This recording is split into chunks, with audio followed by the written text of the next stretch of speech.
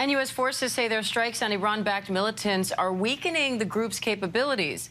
The U.S. has been launching near-daily strikes on Houthi missile batteries in Yemen. Foreign correspondent Britt Clennett got a first-hand look at the operations on board the USS Eisenhower in the Red Sea and joins me live now from Manama, Bahrain, with more. Britt, what's it like on these assault ships?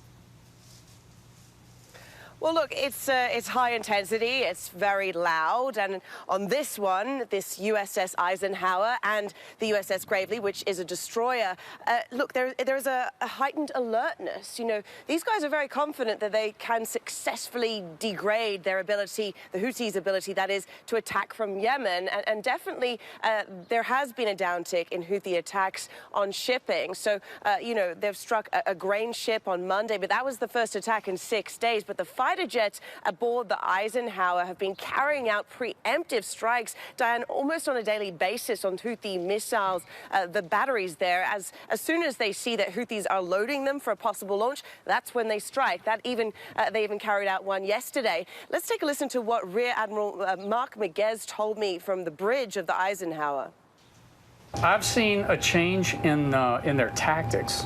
I also have seen that we have reduced some of their capability. There has been what I'll call a downtick in their activity, which obviously we take constant assessment of. We're constantly watching them, and we have seen a reduction in just their activity overall.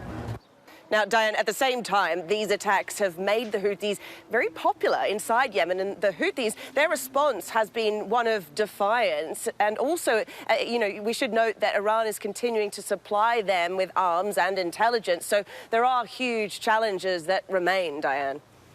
Britt, what does it look like on these ships when the U.S. launches a strike? You know, as I say, it's high intensity. We saw fighter jets rip across the deck of the Eisenhower every few minutes. But this is also a long stint with no port call in sight. You know, they haven't been at port since November last year. This is quite unusual because they need to be in that position to fend off those Houthi attacks and to uphold freedom of navigation in that area. But the Navy officers we spoke to, they say that they'll stay for as long as it takes, Diane. It does remain tense. As I say, these warships are sustaining a very high level of preparedness with no clear end in sight. And this game of cat and mouse, Diane, in the Red Sea, it could go on for weeks or even months. Even during that 2-day embed on this ship, you know, we were reminded of the ever-present Houthi threat. You know, in the early hours of the morning, we were woken up by a Ready 15 alert signaling a defensive attack will be launched within 15 minutes. Now, they were acting on intel that at least one unmanned drone had been fired towards what's called the Bab el-Mandeb. That's a narrow choke point in the southern Red Sea, about 16 miles long. Now, this time they stood down on the decision to launch a counter-strike because other units were closer, but it really gives you an idea, as I say, the level of alertness that they need to sustain here.